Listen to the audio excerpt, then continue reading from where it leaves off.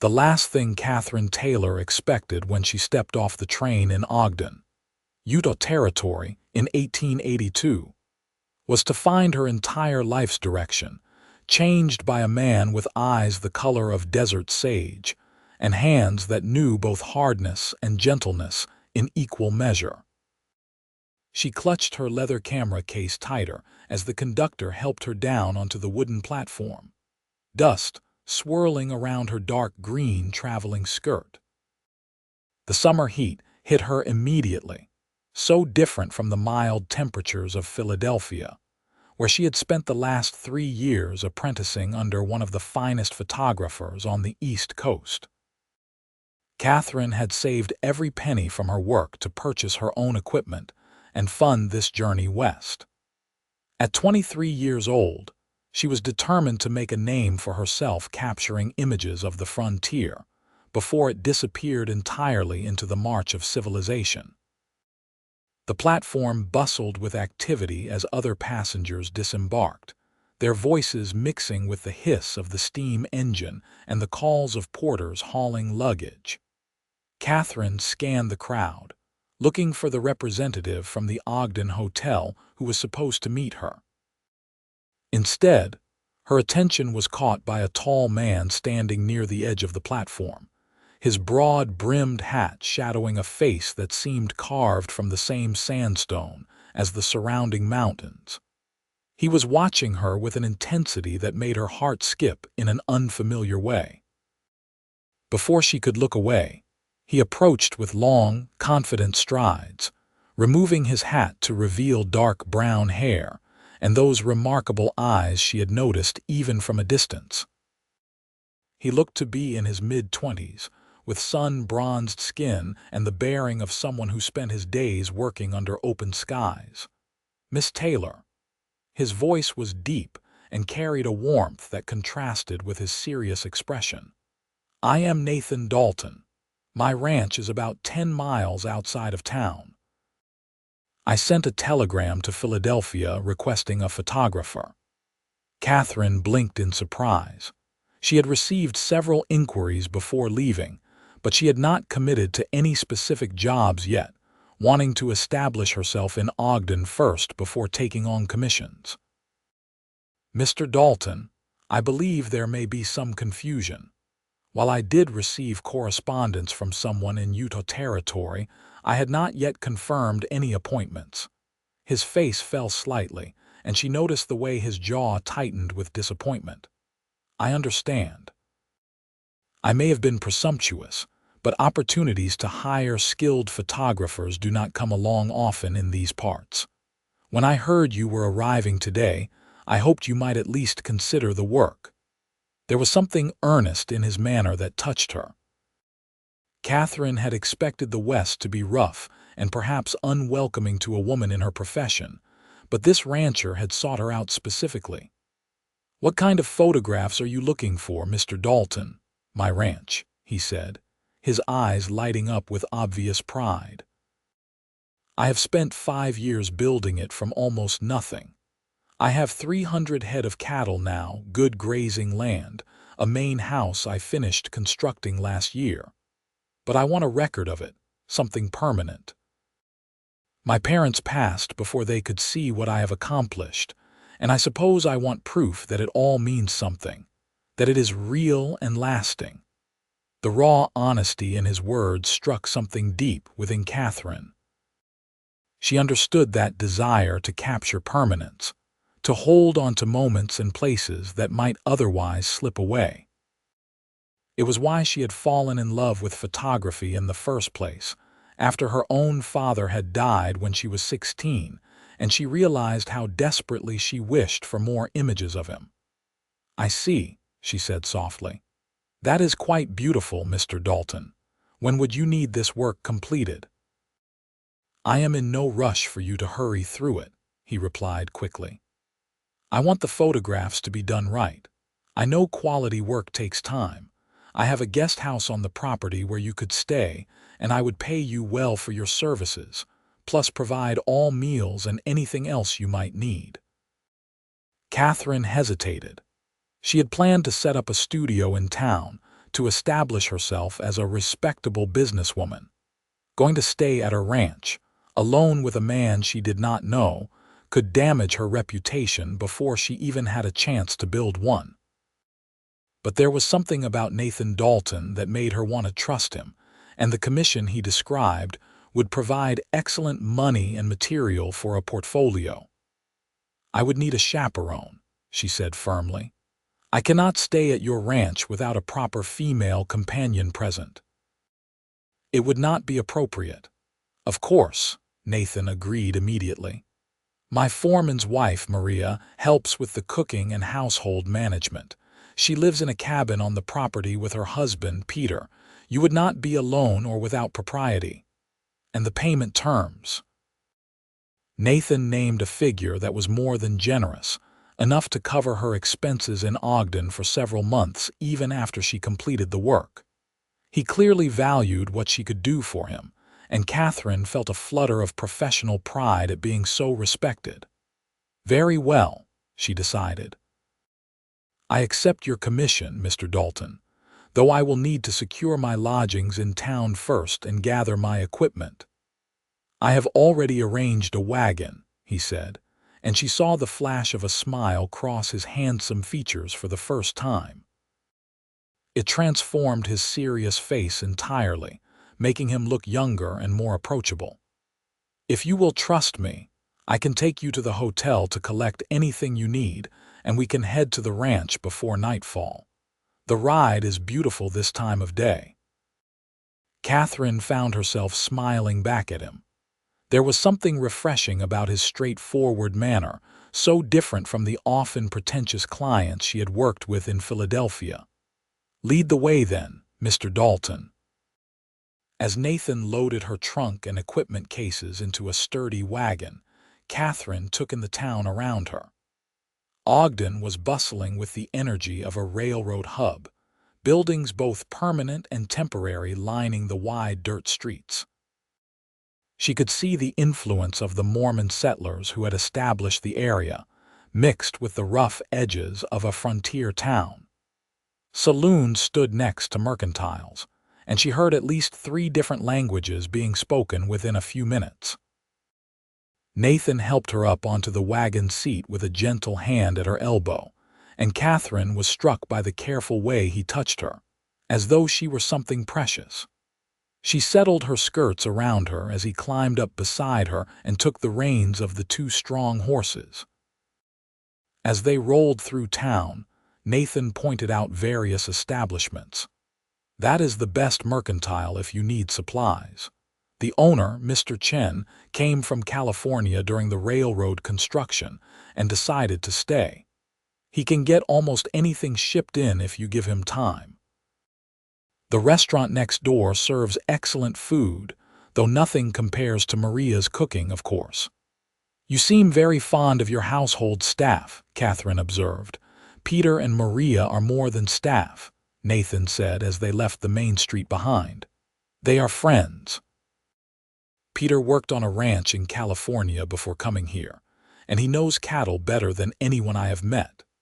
Maria is originally from Mexico, and she has taught me more about hospitality and making a house into a home than I ever learned from my own upbringing. They have been with me for 3 years now." The wagon rolled onto a dirt road that led out into open country, and Katherine caught her breath at the view. The mountains rose in the distance, their peaks still holding snow despite the summer heat. The valley stretched out green and gold, and she could see small ranches and farms dotting the landscape. The sky seemed impossibly vast, unmarked by the smoke and buildings that hemmed in Philadelphia. "It is extraordinary," she murmured, already imagining how to frame such vistas with her camera. "It gets into your blood," Nathan said quietly. "I came out here from Missouri after my parents died. I had nothing but a small inheritance and a lot of foolish determination. But standing under these skies, building something with my own hands, watching my herd grow each year, it has given me a purpose I never had back east." "Why did you leave Missouri?" Katherine asked, curious about this man who seemed to carry both strength and sadness in equal measure. "There was nothing keeping me there after the fever took my parents," he said, his voice steady but tinged with old grief. "And I wanted to prove something, I suppose. My father thought I was too much of a dreamer, said I would never amount to anything practical. I wanted to show that dreams could be built into reality if you were willing to work hard enough." Katherine understood that impulse more than she could say. Her own mother had been horrified when Katherine announced her intention to become a photographer, insisting it was not suitable work for a respectable woman. The fights had been bitter, and eventually Katherine had left home to pursue her apprenticeship over her mother's strong objections. They had not spoken in 2 years. "I think proving ourselves is a powerful motivator," she said. "Though sometimes I wonder if we are proving things to others or to ourselves." Nathan glanced at her and she saw understanding in his eyes. "Perhaps both. Perhaps that is not such a bad thing." They rode in comfortable silence for a while, the wagon wheels creaking and the horses' hooves creating a steady rhythm. Katherine found herself studying Nathan's profile when she thought he was not looking, noting the strong line of his jaw and the capable way he handled the reins. There was something solid about him, dependable, yet she sensed depths beneath the surface that intrigued her. "Tell me about your photography," Nathan said eventually. "How did you come to learn the craft?" Katherine was surprised by his genuine interest. Most men dismissed her work as a hobby or eccentricity. "My father was a doctor, and he had a friend who practiced photography. I was fascinated by the chemistry and artistry of it.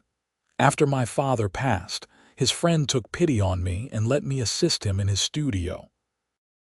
I learned I had an eye for composition, and I loved the technical challenges. When I turned 20, I convinced a photographer in Philadelphia to take me on as an apprentice. I have spent the last 3 years learning everything I could." "That takes dedication," Nathan said. "And courage, I imagine, for a woman to pursue such a path." "Society has certain expectations," Katherine acknowledged, "but I could not imagine doing anything else. There is something magical about capturing a moment permanently, about showing people the beauty and truth in the world around them." "That is exactly what I want," Nathan said, his voice carrying quiet passion. "I want to preserve what I have built.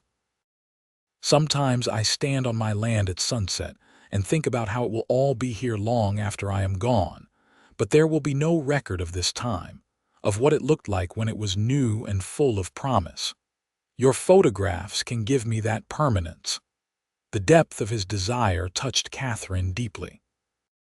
This was not vanity or simple documentation. Nathan Dalton wanted to hold onto meaning, to create something that would outlast mortality. She felt the weight of that responsibility and the honor of being trusted with such a task. As the sun began its descent toward the mountains, painting the sky in shades of gold and pink, Nathan turned the wagon onto a smaller track. "We are on my land now," he said, and Katherine heard the pride in his voice. The land rolled gently, covered in grass that rippled in the breeze like a green ocean. She saw cattle grazing in the distance, dark shapes against the golden landscape.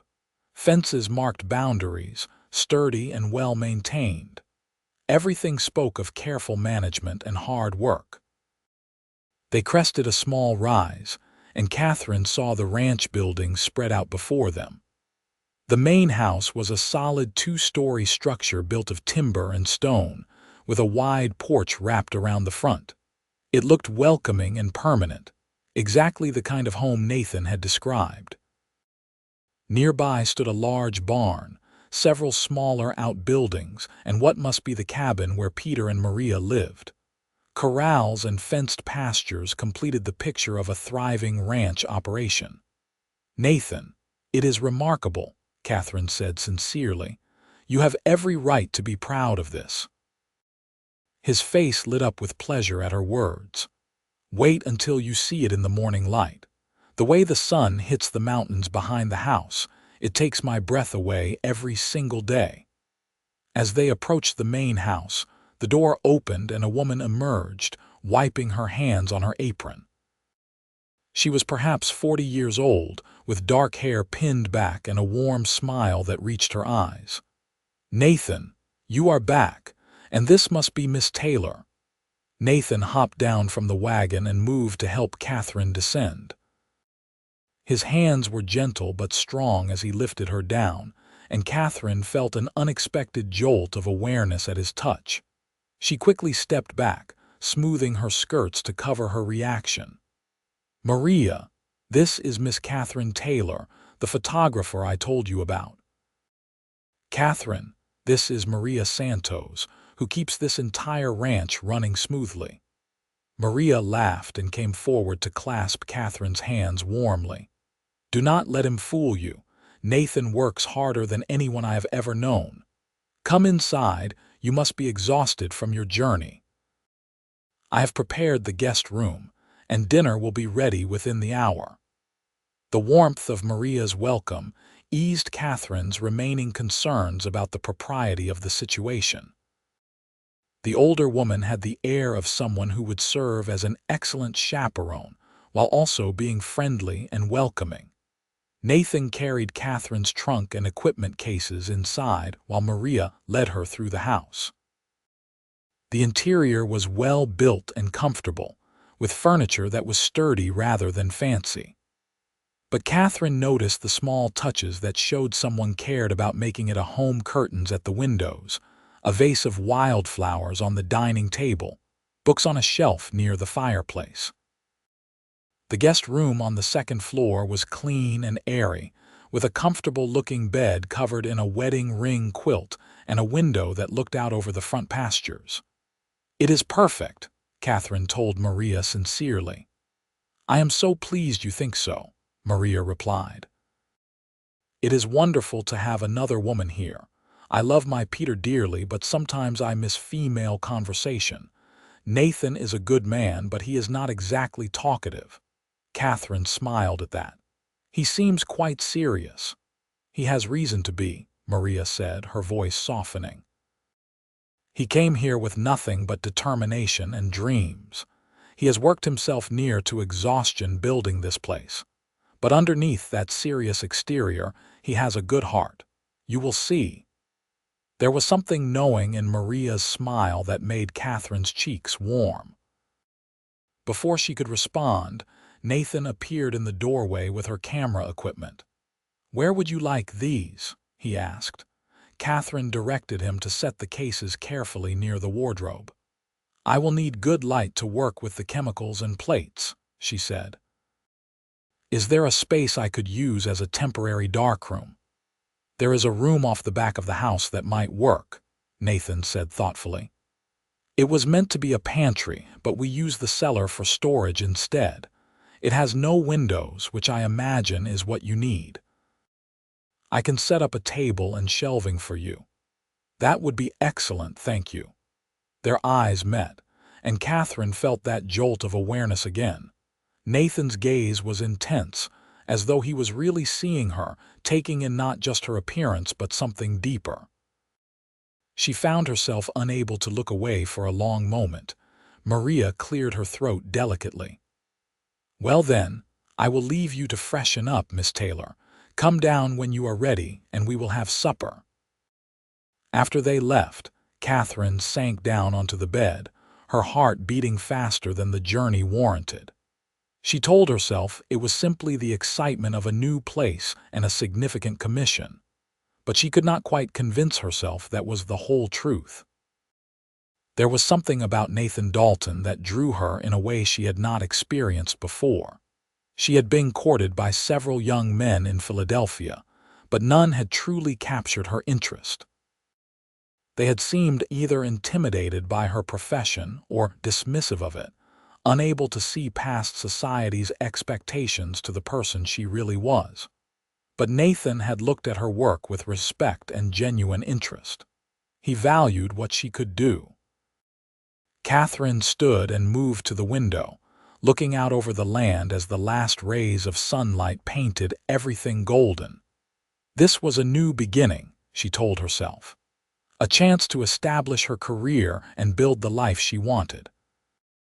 She would not let herself be distracted by a handsome rancher with sage-green eyes and careful hands, no matter how her pulse quickened when he was near.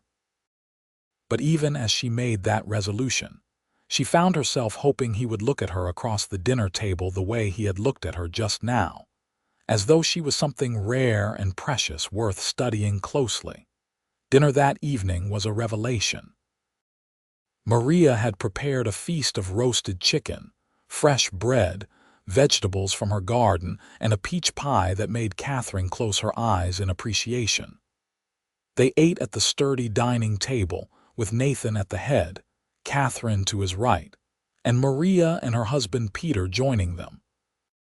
Peter was a lean man with weather-beaten features and kind eyes, who clearly adored his wife and respected his employer. The conversation flowed easily, with Peter telling stories about the day's work with the cattle and Maria teasing both men about their tendency to track mud through her clean kitchen. Katherine found herself relaxing in a way she rarely did with strangers. There was an easy camaraderie among these three people, a sense of family built not by blood, but by shared purpose and mutual respect.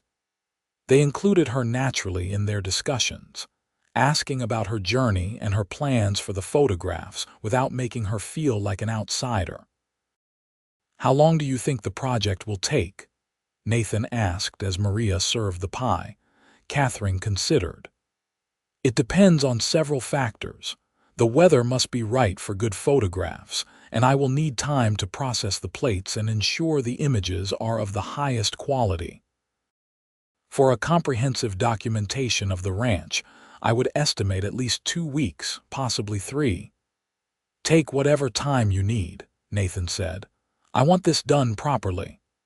"I will begin tomorrow with some initial surveys of the property," Katherine said. "I need to understand the light at different times of day and choose the best locations and angles." "I can take you around on horseback," Nathan offered. "It is the best way to see the full extent of the ranch." "I am afraid I am not much of a rider," Katherine admitted. "We did not exactly have need of horses in Philadelphia." "Then I will teach you," Nathan said simply. "It is not as difficult as it seems, and I have a gentle mare that would be perfect for a beginner." The thought of riding across this beautiful land with Nathan as her teacher sent a flutter through Katherine's stomach. "Very well," she agreed. "Though I warn you, I may not be a natural horsewoman." "I have faith in you," he said, and the warmth in his voice made her pulse quicken again. After dinner, Katherine helped Maria clear the table despite the older woman's protests.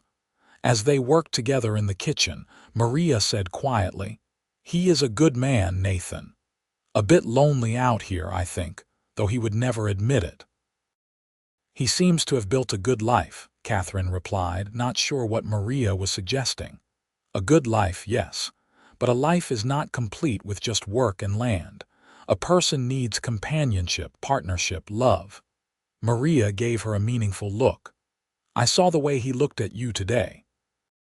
Katherine's cheeks flushed. "We have only just met." "Sometimes that is all it takes," Maria said with a knowing smile. "When I met my Peter, I knew within an hour that he was the man I would marry. The heart recognizes its match sometimes before the mind can catch up." Katherine wanted to protest, to insist that she had come here for work, not romance.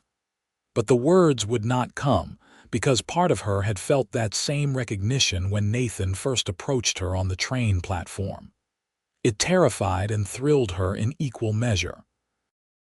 That night, lying in the comfortable bed in the guest room, Katherine listened to the unfamiliar sounds of the ranch settling into darkness.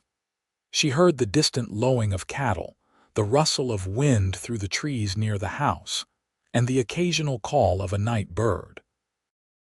The air smelled different here, clean and sharp with sage and grass.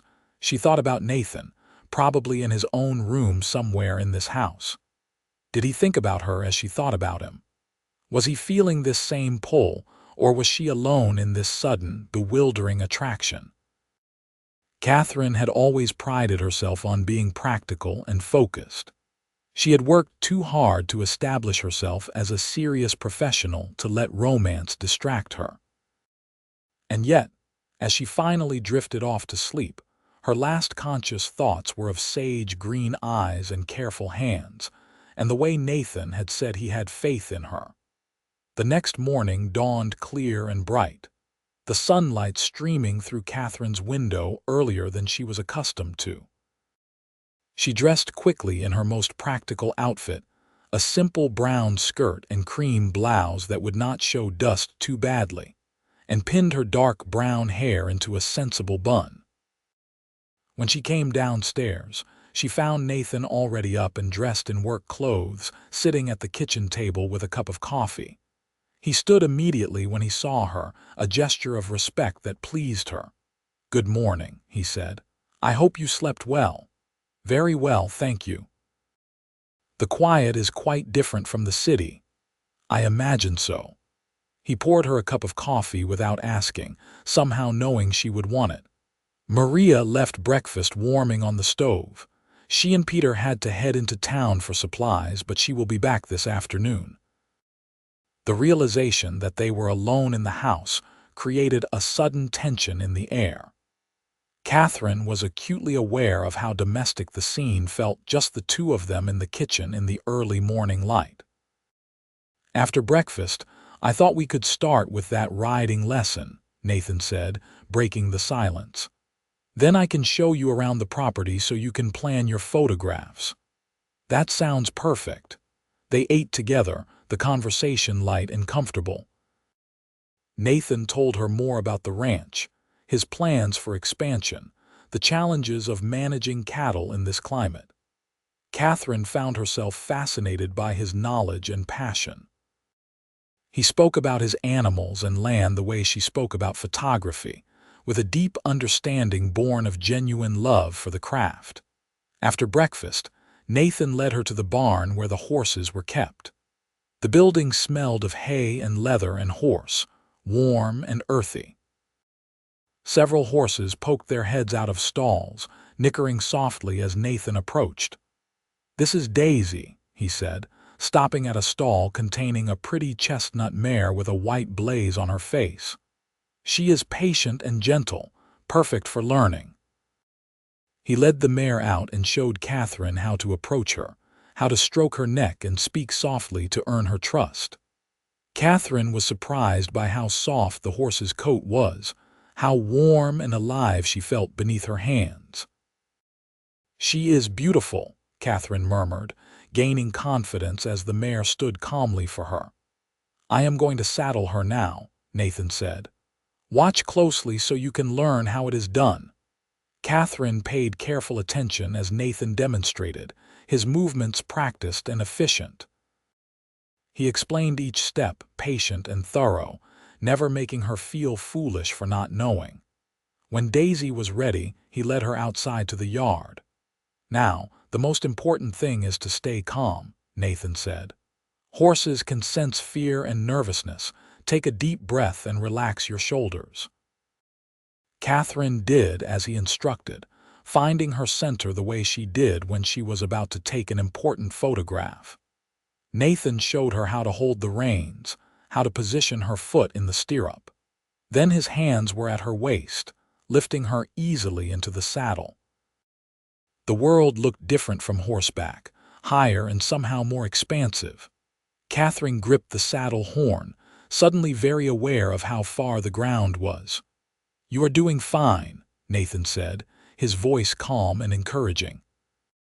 He adjusted the stirrups for her leg length, his touch professional but somehow intimate in its care. "Just sit naturally and feel how Daisy moves beneath you. I am going to lead her around the yard first."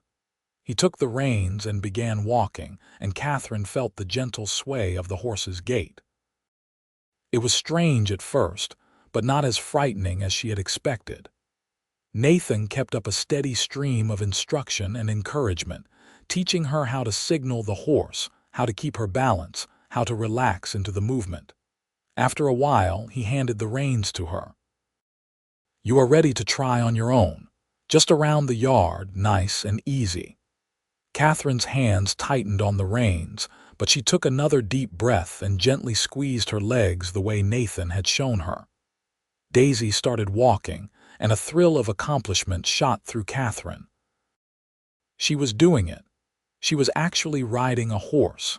Nathan walked alongside them, ready to help if needed but letting her gain confidence. After several circuits of the yard, Katherine found herself smiling broadly, exhilarated by this small victory. "You are a natural," Nathan said, and the pride in his voice warmed her from the inside out. Ready to try something more adventurous, he mounted his own horse, a large buckskin gelding named Dusty, with the easy grace of someone who had been riding since childhood. Side by side, they headed out across the ranch at a gentle walk. The morning was perfect, the air still cool before the heat of the day set in. Nathan led them along a well-worn track that wound through the pastures, pointing out landmarks and explaining the layout of his land. Katherine drank it all in, already visualizing how she would capture different scenes with her camera.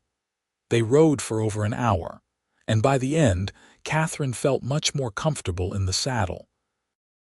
Her legs would probably ache tomorrow, but the freedom of moving across this vast landscape on horseback was intoxicating. Nathan brought them to a stop on a rise that overlooked much of the ranch. The view was spectacular, the main house and outbuildings below, the pastures stretching out in all directions, the mountains rising in the distance, and the endless blue sky arching overhead. "This is one of my favorite spots," Nathan said quietly. "This is where I come when I need to think, or when I need to remind myself why all the hard work matters." "It is breathtaking," Katherine said. She could already see the photograph in her mind, the composition, the play of light and shadow, the sense of space and possibility. "This will be one of the images. It has to be." Nathan turned to look at her, and the expression on his face made her breath catch. "I am glad you see it the way I do.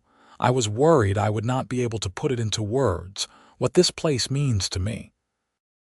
But I think you understand without me having to explain." "I do," Katherine said softly. They sat in silence for a moment, the connection between them growing stronger. Then, afraid of the intensity of her own feelings, she said lightly, "Though you will have to help me get my equipment up here. The camera and tripod are not exactly light." Nathan's face broke into that rare, transforming smile. "I will carry whatever you need, wherever you need it. That is part of my job as your assistant." "My assistant?" Katherine raised an eyebrow, charmed by his playfulness. "I hired a photographer," Nathan said with mock seriousness. "Surely that means I am obligated to assist with the work." They rode back to the ranch house, the conversation flowing easily between them. Katherine found herself telling Nathan about her life in Philadelphia, her struggles to be taken seriously as a female photographer, her dreams of documenting the West before it changed completely. Nathan listened intently, asking thoughtful questions and never once suggesting that her ambitions were unfeminine or inappropriate. His respect for her work was genuine and unstinting, and Katherine felt something in her heart shift and open in response. When they returned to the barn, Nathan helped her down from the saddle, his hands again at her waist. But this time he did not immediately step back. For a heartbeat, they stood close together, his hands still resting lightly on her waist, her hands on his shoulders for balance. The air between them felt charged, full of possibility. "You did very well today," Nathan said, his voice slightly rough, "for your first real ride." I had a good teacher, Katherine managed, very aware of the warmth of his hands through her clothing. Slowly, as though reluctant, Nathan stepped back and released her. The loss of his touch felt like a physical thing, and Katherine had to resist the urge to sway back toward him. I should unsaddle the horses, Nathan said, not quite meeting her eyes. You probably want to start setting up your darkroom. Yes, Katherine agreed, though what she really wanted was to understand this pull between them, this attraction that seemed to grow stronger with each interaction. But it was too soon, too fast. She barely knew this man, no matter what her racing heart suggested. That afternoon, while Nathan was out working with Peter on fence repairs, Katherine explored the room he had offered for her darkroom. It was perfect, windowless and secure, with enough space for her chemicals and developing trays. Maria helped her carry water and set up a work table, chattering cheerfully about the town and the neighbors and life on the ranch. Nathan built most of this house himself, you know, Maria said as they worked.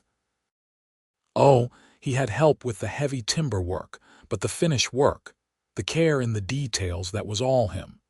He is the kind of man who does not do anything halfway. I can see that, Katherine said, running her hand over the smooth, well-fitted wood of the table Nathan had set up for her.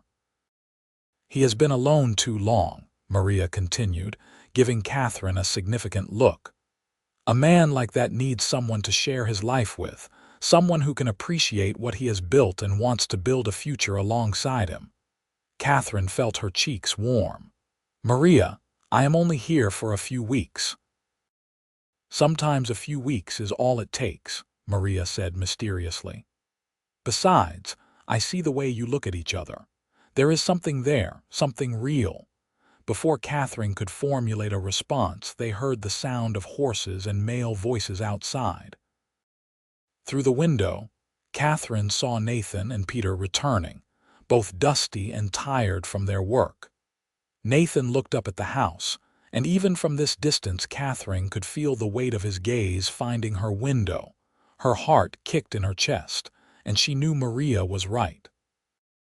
There was something between them, something that could not be ignored or dismissed as simple attraction. The question was what she was going to do about it. Over the next few days, Katherine threw herself into her work, surveying the ranch at different times of day to understand the light, planning her compositions, preparing her plates. Nathan made good on his promise to assist her, carrying equipment without complaint and offering suggestions about locations she might not have considered. They fell into an easy partnership, working side by side with a harmony that felt natural and right. Nathan seemed to understand what Katherine needed often before she asked for it, anticipating her requirements and smoothing the way for her artistic vision. Each evening they would have dinner together with Maria and Peter, the four of them sharing stories and laughter. Afterward, Katherine and Nathan often found themselves on the front porch, talking as the sun set and the stars emerged. Those conversations ranged widely from their childhoods to their dreams for the future, from silly observations to deep philosophical discussions. Katherine learned that Nathan had a quick wit and a thoughtful mind. He was well-read despite his isolation, with a thirst for knowledge that matched her own. He challenged her thinking on various subjects while remaining respectful of her opinions, even when they disagreed. Their debates were lively and engaging, leaving Katherine intellectually stimulated in a way she had rarely experienced. And with each conversation, each shared laugh, each moment of working together, Katherine felt herself falling. It was different from anything she had experienced before, not just physical attraction, though that was certainly present, but a deeper connection. She was falling in love with Nathan's mind as much as his handsome face, with his values and dreams as much as his strong hands and gentle touch. She could see that Nathan was feeling it too. His eyes followed her when he thought she was not looking. He found excuses to touch her hand or stand close to her, and the way he watched her when she was absorbed in her work, with such tenderness and admiration, made her heart ache with longing. But neither of them spoke of it. Katherine told herself it was too soon, too impractical. She had her career to think of, her plans. And yet, when she lay in bed at night, she found herself imagining a different future than the one she had planned. A future here, on this ranch, building a life with Nathan. On the 7th day of her stay, Katherine began taking her actual photographs. She started with the main house, capturing it in the golden light of early morning with the mountains rising behind. Nathan stood on the porch as she had requested, not posed stiffly but natural, looking out over his land with that expression of pride and contentment she had come to recognize. "Hold very still," she called, ducking under the dark cloth to check the focus one final time. Through the inverted image on the glass, she saw Nathan exactly as she wanted him, strong and solid, and at home in this landscape he had carved out of the wilderness through sheer determination. She removed the lens cap, counting off the seconds of exposure. When it was done, she felt a deep satisfaction. This image would be extraordinary. She could already tell. Over the next several days, Katherine worked tirelessly, capturing every aspect of the ranch. She photographed the cattle grazing in the early morning mist, the barn with its weathered wood and solid construction, the corrals and fences that marked the boundaries of Nathan's achievement. She took images of Peter working with the horses and Maria in her garden, both of them pleased to be included in this documentation. And she took photographs of Nathan working, relaxed, thoughtful. In each image, she tried to capture not just his appearance but his essence, the qualities that made him who he was. It felt important somehow, more important than any work she had done before. Between taking photographs and processing the plates in her darkroom, Katherine found herself living a life very different from the one she had led in Philadelphia. Here, her days were structured by the sun and the rhythms of ranch life rather than by social obligations and city schedules. She learned to appreciate the simple pleasures of a good meal after a day of work, the beauty of sunset over the mountains, the satisfaction of creating something meaningful. And always, there was Nathan. He was becoming as essential to her days as the air she breathed, and Katherine knew she was in trouble. How could she have let this happen? How could she have fallen so completely for a man she had known for less than 2 weeks? The answer came to her one evening as they sat on the porch together, watching the stars emerge. Sometimes you did not choose who you loved. Sometimes your heart recognized its match before your mind could construct all the logical reasons why it should not be possible. "Katherine," Nathan said quietly, breaking into her thoughts, "I need to tell you something." Her heart began to race at his serious tone. "Yes." He turned to face her, and even in the dim light she could see the intensity in his eyes. "These past days with you have been the happiest I have known since I came to this territory.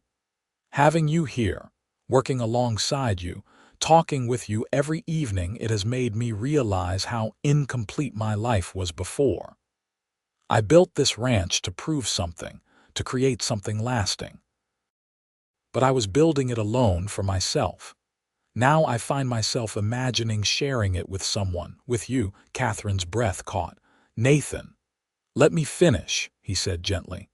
"I know you have your own plans and dreams. I know you did not come here looking for romance. But I cannot let you leave without telling you that I have feelings for you, strong feelings that I have never experienced before." "I have feelings for you too," Katherine whispered, unable to hold the words back any longer. "It frightens me how quickly this has happened, how deeply I am beginning to care for you." Nathan reached for her hand, lacing his fingers through hers. The touch sent warmth flooding through her entire body. "It frightens me too. I never expected to feel this way about anyone. But Katherine, I think about you constantly. I dream about you at night. I watch you work and I am amazed by your talent and dedication. I listen to you talk and I am captivated by your intelligence and passion. Everything about you draws me in. I feel the same, Katherine admitted, her voice shaking slightly. These days with you have shown me a life I never imagined for myself, but now that I have glimpsed it, I cannot seem to let go of the possibility. Then do not let go, Nathan said, squeezing her hand. Stay here. Not just to finish the photographs, but to see where this could lead. Give us a chance, Katherine. It was what she wanted desperately, but doubt held her back. What about my career? I have worked so hard to establish myself as a photographer. You could still do that here, Nathan said earnestly. Ogden is growing. There will be people who need photographs taken, and you could travel to other towns if you wanted, document the entire territory. I would support that. I would never ask you to give up your work, Katherine. It is part of who you are, and I love who you are. The word love hung in the air between them, powerful and terrifying and wonderful all at once. Katherine felt tears prick her eyes. No one had ever offered her this complete acceptance of who she was and what she wanted to do, combined with a partnership built on mutual respect and genuine caring. I am falling in love with you, she said, the words tumbling out. It makes no logical sense. We have known each other such a short time, but my heart does not seem to care about logic. Nathan lifted her hand to his lips, pressing a kiss to her knuckles that sent shivers through her entire body. I am in love with you too, completely, utterly in love with you. He stood, gently pulling her to her feet, and then his hands were cupping her face with such tenderness that Katherine felt her heart might burst. May I kiss you? He asked softly. Yes, she breathed. Nathan lowered his head slowly, giving her time to change her mind, but Katherine had never been more certain of anything. When his lips finally met hers, it was gentle and sweet and perfect. Katherine's hands came up to rest on his chest, feeling his heart racing beneath her palms as fast as her own. The kiss deepened, becoming more passionate as weeks of restrained attraction finally found release. Nathan's arms came around her, pulling her close, and Katherine melted into his embrace. She had been kissed before, but never like this. Never with this combination of tenderness and desire, never with the sense that she had finally found where she belonged. When they finally broke apart, both breathing hard, Nathan rested his forehead against hers. Marry me, he said. I know it is incredibly fast and you probably think I am crazy, but I do not want to waste time. I know what I want, and I want you. I want to spend every day of the rest of my life with you. I want to support your photography and build this ranch together and grow old watching sunsets from this porch. Marry me, Katherine. Katherine's logical mind told her she should wait, should be cautious. They had known each other less than 2 weeks. This was impulsive and rash. But her heart was singing with joy, and she had learned to trust her instincts. Every fiber of her being told her that Nathan was right, that this was what she wanted too. Yes, she said, laughing and crying at the same time. Yes, I will marry you. Nathan kissed her again, lifting her off her feet and spinning her around in his joy. When he set her down, they were both grinning like children. I do not have a ring yet, Nathan said, suddenly looking uncertain. I had not planned to propose tonight, it just came out. But I will get you a proper ring, I promise. I do not need a ring right now, Katherine assured him. I just need you. They stayed on the porch for hours, talking and kissing and planning their future. Nathan wanted to get married as soon as possible, and Katherine found she wanted the same thing. They decided on a simple ceremony in Ogden with Maria and Peter as witnesses, to be held in 3 weeks. That would give Katherine time to finish the ranch photographs and for Nathan to make some arrangements. When Katherine finally made her way to bed that night, her head was spinning with happiness and possibility. Everything had changed so quickly. A week and a half ago, she had been a woman focused solely on her career, determined to make her way independently in the world. Now she was engaged to be married to a rancher in Utah Territory, planning a life she never could have imagined. And yet it felt absolutely right. Being with Nathan did not feel like giving something up, but rather like gaining everything she had not known she needed. He saw her completely, valued her work, and wanted to build a partnership where both of them could thrive. That was more than she had ever hoped to find. The next morning at breakfast, Nathan announced their engagement to Maria and Peter. Maria let out a delighted squeal and immediately hugged Katherine, while Peter shook Nathan's hand with a knowing smile. "I knew it," Maria said triumphantly. "Did I not tell you, Peter? Did I not say these two were meant for each other? You called it from the first day," Peter agreed, clapping Nathan on the shoulder. "Congratulations, my friend. You found yourself a good woman." "I know," Nathan said, his eyes finding Katherine's across the table. "I am the luckiest man alive." Maria immediately began planning the wedding celebration, despite Katherine's insistence that they wanted something simple. "You will have a proper wedding supper at least," Maria declared. "I will not have you married without proper celebration. I will make my special dishes, and we will invite some of the neighbors. Nothing too elaborate, but enough to mark such an important occasion." Katherine found she did not mind Maria's enthusiasm. Having never had a close relationship with her own mother, it touched her to have this maternal figure fussing over her happiness. The next weeks passed in a blur of activity. Katherine completed her photographs of the ranch, creating a portfolio she was immensely proud of. Each image captured not just the physical reality of Nathan's accomplishment, but the heart and soul he had poured into building his dream. When she showed Nathan the finished prints, she watched his face carefully.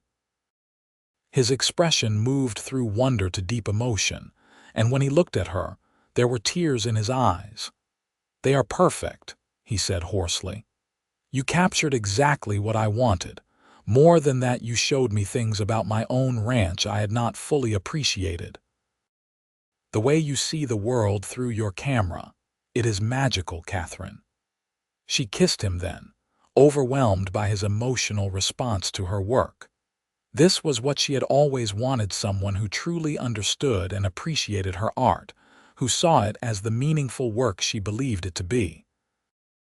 They also made a trip into Ogden together to make arrangements for the wedding and to purchase supplies Katherine would need to set up a photography business. Nathan insisted on buying her the finest chemicals and equipment available, declaring that his wife would have the best tools for her trade. At the general store, they encountered several of Ogden's residents who were curious about the Eastern photographer. When Nathan introduced Katherine as his fiancée, she saw surprise on many faces, but also genuine warmth. News of their engagement spread quickly through the small community, and Katherine found herself welcomed as one of their own. She also sent a letter to her mother in Philadelphia, informing her of the engagement. She did not expect a warm response given their estrangement, but she felt obligated to share the news. Whether her mother would respond or even care, Katherine did not know. But she had found a new family here with Nathan, Maria, and Peter, and that would be enough. The night before their wedding, Katherine lay in bed thinking about how much her life had changed in such a short time. 3 weeks ago, she had been alone, focused solely on building a career, afraid to let anyone too close. Now she was about to marry a man she loved with all her heart, a man who valued her for who she was and what she could do. She thought about her father, wishing he could have met Nathan. He would have approved, she thought. He had always encouraged her independence and dreams, even when her mother despaired over her tomboyish tendencies and strange interests. Her father would have been happy to see her marry someone who respected those qualities rather than trying to suppress them. The wedding day dawned clear and beautiful. Maria helped Katherine dress in a new gown they had purchased in Ogden, a simple but elegant creation in cream-colored silk, with delicate lace at the collar and cuffs. Maria also insisted on doing Katherine's hair, pinning it up with small wildflowers woven through the dark strands. "You look beautiful," Maria said, her eyes misty with tears. "Nathan will not be able to breathe when he sees you." The ceremony was held at the small church in Ogden, with the minister who served the Protestant community. Maria and Peter stood as witnesses, along with a few neighbors Nathan had invited. It was intimate and perfect, exactly what Katherine had wanted. When Nathan turned to watch her walk down the aisle on Peter's arm, the expression on his face made Katherine's heart overflow. He looked at her as though she was the most precious thing in the world, and she felt beautiful and loved in a way she never had before. The ceremony itself passed in a blur of emotion. Katherine heard her own voice speaking her vows, promising to love and honor Nathan for the rest of her life, and knew she meant every word. Nathan's voice was strong and clear as he made his own promises, his eyes never leaving hers. When the minister finally pronounced them husband and wife, and told Nathan he could kiss his bride, Nathan stepped forward and cupped Katherine's face in his hands with such tenderness that she felt tears slip down her cheeks. His kiss was gentle and reverent, a seal on the promises they had just made. The wedding supper back at the ranch was a joyous affair. Maria had outdone herself with the food, and several neighbors had brought dishes as well. There was music and dancing, laughter and toasts. Katherine found herself embraced warmly by the community, welcomed as Nathan's wife, and as a new member of their frontier society. But the best moment came late in the evening when Nathan swept her into his arms and carried her up the stairs to his bedroom, their bedroom now. He set her down gently and looked at her with such love and desire that Katherine felt her breath catch. "I love you, Mrs. Dalton," he said softly. "I love you too," Katherine replied, reaching up to loosen his tie. "More than I ever imagined possible." Their wedding night was everything Katherine had hoped for, tender and passionate, awkward and perfect in turns. Nathan was gentle and patient, attuned to her responses, making sure she felt cherished and desired. Afterward, as they lay tangled together in the moonlight streaming through the window, Katherine felt complete in a way she never had before. "Tell me something," Nathan said, running his fingers through her unbound hair. "If I had not come to the train station that day, what would you have done?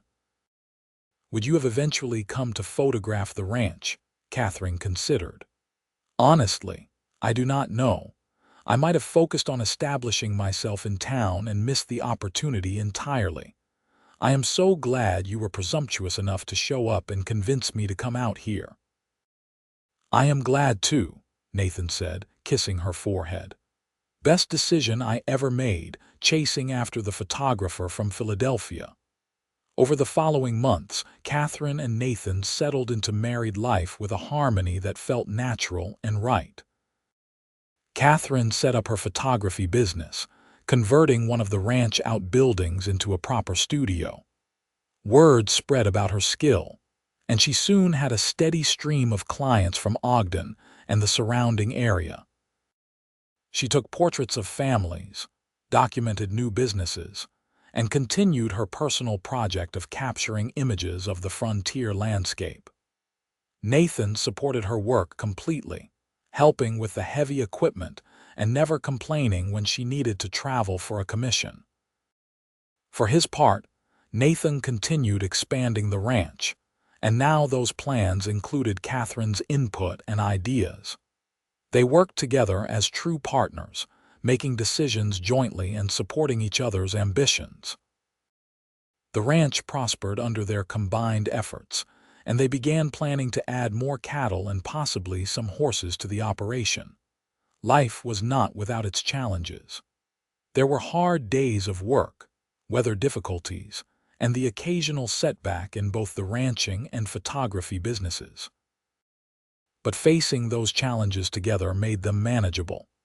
Katherine had never imagined she could be so happy, so fulfilled in both her professional and personal life.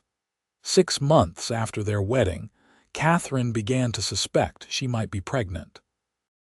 When Maria confirmed her suspicions with knowing eyes and a warm hug, Katherine was overwhelmed with emotion. She had not planned to become a mother so soon, but the thought of carrying Nathan's child filled her with joy. She waited until that evening when they were alone on the porch, their favorite spot for important conversations. "Nathan," she said, taking his hand and placing it on her still flat stomach. "There is going to be 3 of us here soon, maybe 4 if Maria is right and we are having twins." Nathan's eyes went wide with shock, then filled with tears. "Are you certain?" he asked, his voice rough with emotion. "As certain as I can be," Katherine said, smiling at his reaction. "How do you feel about becoming a father?" "Terrified," Nathan admitted with a shaky laugh. "And absolutely thrilled. Katherine, we are going to have a baby." He kissed her then, pouring all his love and joy into the embrace. When they broke apart, both were crying and laughing at the same time. "Our child," Nathan said wonderingly. "A little person who is part of both of us." "I cannot imagine anything more perfect." Over the next months, as Katherine's pregnancy became obvious, Nathan became even more attentive and protective. He insisted she rest more, though Katherine chafed at being treated as fragile. They compromised, with Katherine continuing her photography work, but letting Nathan and Peter handle the heavier aspects. Maria was a constant source of advice and support, having raised 3 children of her own before coming to work for Nathan. She helped Katherine prepare for the baby, sewing tiny clothes and knitting soft blankets. The whole ranch seemed to be awaiting the new arrival with anticipation. Katherine had written to her mother when she discovered she was pregnant, hoping that the news of a grandchild might soften the woman's heart. To her surprise, she received a response cool and formal, but not completely hostile. Her mother congratulated her on the pregnancy and enclosed a small gift for the baby, a silver rattle that had belonged to Katherine as an infant. It was not a reconciliation, but it was a beginning, and Katherine treasured that small gesture. On a cold February morning in 1883, after several hours of labor with Maria and a doctor from Ogden in attendance, Katherine gave birth to a healthy baby boy. Nathan was the first to hold their son, his face transformed with wonder and love as he gazed down at the tiny bundle. "He is perfect," Nathan whispered, carefully bringing the baby to Katherine. "You are perfect. Thank you for this gift, my love." They named him James after Katherine's father and Robert after Nathan's father, 2 men who had not lived to see this moment but whose influence had shaped the parents their grandchildren would know. As Katherine held her son and watched her husband's face, she thought about how much had changed in less than a year. She had arrived in Ogden alone, focused on building a career, guarded against emotional entanglements. Now she was a wife and mother, her heart so full of love it almost hurt, her life richer and more meaningful than she could have ever imagined. The months after James's birth were exhausting but joyful. Katherine discovered that motherhood, while challenging, did not mean abandoning her photography. With Nathan's support and Maria's help with childcare, she continued taking commissions, often bringing James along in a basket while she worked. She found new subject matter too, capturing intimate images of early parenthood, Nathan holding their sleeping son, James's tiny fingers wrapped around his father's calloused hand, the wonder in her husband's eyes as he watched their child. These photographs were personal, not for sale, but Katherine treasured them as a record of this precious time. Nathan was a devoted father, utterly besotted with his son. He would spend hours holding James, talking to him about the ranch and the cattle and all the things they would do together when he was older. Watching him, Katherine fell in love with her husband all over again, seeing this new dimension of tenderness and paternal love. The ranch continued to prosper. By the time James was 6 months old, Nathan had expanded the herd significantly and hired another ranch hand to help Peter with the increased workload. They were becoming one of the more successful operations in the area, and Nathan's reputation as a fair and knowledgeable rancher grew. Katherine's photography business also thrived. She became known throughout the territory for her skilled portraiture and landscape work. Several of her images were even featured in a magazine back east, bringing her recognition beyond the local community. She was proud that she had proven it was possible to have both a successful career and a family, though she knew she could not have managed it without Nathan's unwavering support. When James was 18 months old, Katherine discovered she was pregnant again. This time the news was less of a shock, though no less joyful. Nathan was delighted at the prospect of a second child, and James was too young to understand he would soon have a sibling. Their daughter was born in September of 1884, arriving quickly and decisively in the early morning hours. They named her Sarah Maria, honoring the woman who had become like a mother to Katherine and an invaluable part of their lives. With 2 young children, life became even more hectic. But Katherine and Nathan navigated the challenges together, their partnership stronger than ever.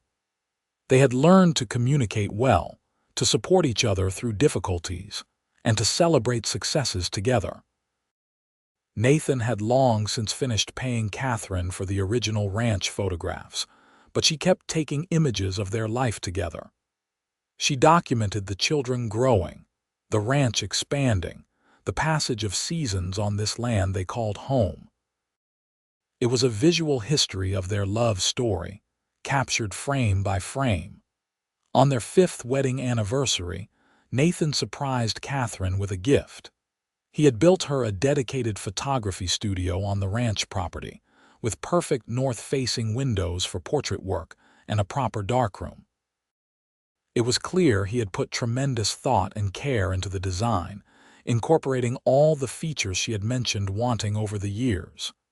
"You have given me so much," Nathan said as he showed her the finished building. "A family, a home that is truly complete, a partnership I treasure every day. I wanted to give you something that honored your work and showed you how much I respect what you do." Katherine was crying as she threw her arms around him. "You have given me everything," she said. "I never imagined I could be this happy, this fulfilled in every part of my life." "I love you so much, Nathan." "I love you too," he replied, holding her close. "You took a chance on a serious rancher with more dreams than sense, and you made all those dreams come true in ways I never expected. You are my everything, Katherine." As the years passed, the Dalton Ranch became a fixture in the community. Their children grew strong and happy, with James showing signs of inheriting his father's love of ranching, and Sarah demonstrating a keen interest in her mother's photography. Katherine captured it all on film, creating a visual legacy for her family. She also continued her wider photography work, traveling occasionally to document other ranches, the growing towns, the changing face of the frontier. Her work was increasingly sought after, and she became known as one of the premier photographers in the territory. Nathan's ranch continued to expand and prosper. He became a respected voice in local ranching circles, known for his innovative practices and fair treatment of his workers. He and Katherine made decisions together, true partners in every sense of the word. Maria and Peter remained with them, becoming like family. When their own adult children came to visit, the Dalton Ranch became a place of warmth and hospitality, everyone welcomed and valued. It was the kind of home Nathan had always dreamed of creating, but better because it was filled with love and laughter and genuine connection. On a spring evening in 1890, Katherine and Nathan sat on their porch, still their favorite spot, watching their children play in the yard. James was now 7 years old and Sarah nearly 6, both of them energetic and imaginative. "You ever wonder what your life would have been like if you had stayed in Philadelphia?" Nathan asked, his arm around Katherine's shoulders. Katherine leaned into him, considering. "Sometimes," she admitted. "I think I would have been successful in my career, but I would have been lonely. I would have missed all of this, you, our children, this incredible life we have built together. I would have missed knowing what it feels like to be truly seen and loved for who I am." "I think about that sometimes too," Nathan said. "What if I had not gone to the train station that day? What if I had been too afraid to approach you? I almost talked myself out of it a dozen times." "But you did not," Katherine said, kissing him softly. "You took a chance, and I am so grateful you did. You showed me possibilities I had never imagined." "We showed each other," Nathan corrected. "You taught me that building something lasting was not just about land and cattle. It was about building a life with someone, creating a family, making memories that would endure long after we are gone." Katherine thought about the hundreds of photographs she had taken over the years, documenting their life together. Those images would be their legacy, showing future generations what their love had looked like, how they had built something beautiful together. "I want to take a photograph," she said suddenly, standing up. "All of us together right now. I want to capture this moment." Nathan helped her set up her camera and tripod, a routine they had performed hundreds of times. She got the children settled, arranging everyone on the porch with the ranch land stretching out behind them. Then she set the timer and hurried to join her family, tucking herself against Nathan's side with Sarah in her lap and James leaning against his father. The shutter clicked, preserving that moment forever. When Katherine developed the plate later, she saw exactly what she had wanted to capture: a family full of love, standing together in front of the home they had built, connected to the land that had brought them together. It was a perfect encapsulation of everything they had created. The years continued to pass, each one bringing its own joys and challenges. They weathered droughts and market downturns, celebrated successes, and supported each other through losses. Through it all, their love remained constant and strong, the foundation on which everything else was built. When James turned 18 in 1900, he announced his intention to remain on the ranch and work alongside his father. Nathan's pride was evident, though he made sure his son understood it was a choice, not an obligation. Sarah, meanwhile, had developed her mother's eye for photography and was apprenticing in Katherine's studio, showing real talent for portraiture.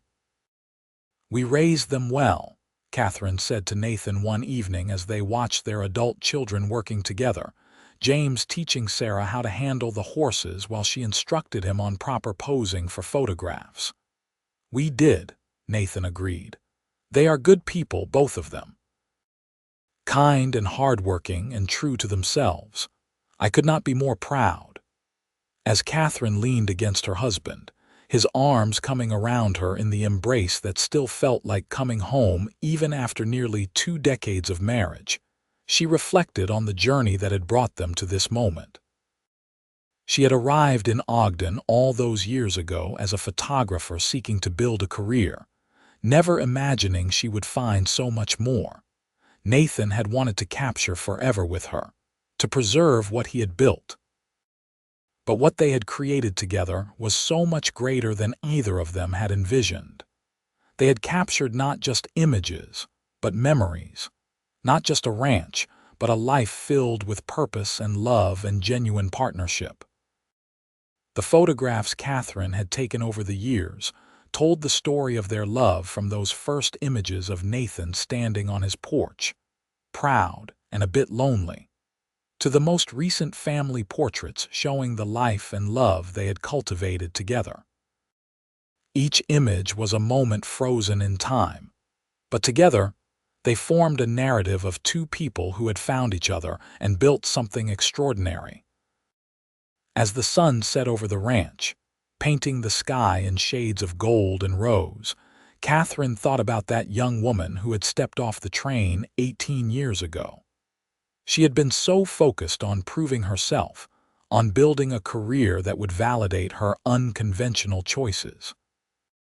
She had never imagined that the greatest adventure of her life would be opening her heart to love. Nathan had taught her that she did not have to choose between her work and her heart. With the right partner, she could have both, could build a life that honored all the parts of who she was. And in return, she had shown him that the ranch he had built to prove something to his long-dead father was just the beginning. Real wealth, real success, was measured in love and connection, and the family they had created together. "What are you thinking about?" Nathan asked, his breath warm against her ear. "Forever," Katherine replied, turning in his arms to kiss him. "I am thinking about how grateful I am that you wanted to capture it with me." "Best decision I ever made," Nathan said, echoing words he had spoken so many times over the years. "Convincing you to come photograph this ranch, though I think we captured so much more than I ever imagined." "We did," Katherine agreed, looking out over the land they had built their life upon, surrounded by the family they had created, secure in a love that had only deepened with time. "We captured everything that matters." The evening deepened around them, stars beginning to emerge in the darkening sky. Inside the house, they could hear Sarah laughing at something James had said, the sound of dinner being prepared, the comfortable noises of a home filled with life and love. This was Nathan's forever. Katherine thought, not just frozen in photographs, but living and breathing and continuing through their children and the life they had built together. And as Nathan took her hand and led her inside to join their family, Katherine knew that the story that had begun with a chance meeting on a train platform had become something truly extraordinary. They had found not just love, but partnership, not just success, but meaning. Not just moments, but a lifetime of joy captured forever in the images she had taken and the memories they had created together. Their love story had played out against the backdrop of the wild frontier, two people building something lasting in a land where permanence was hard to find. But they had succeeded beyond measure, creating a legacy that would endure long after they were gone, preserved in photographs, carried forward by their children, and remembered in the hearts of everyone whose lives they had touched. It was the happily ever after that neither of them had been looking for when they first met, but both had been wise enough to recognize and brave enough to reach for. And as Katherine looked at her husband across the dinner table that evening, surrounded by their children and the life they had built, she knew that every choice that had brought her to that train platform in Ogden had been worth it. Because it had led her here, to this life, to this love, to this man who had wanted to capture forever with her, and had given her everything she had never known she needed. The end.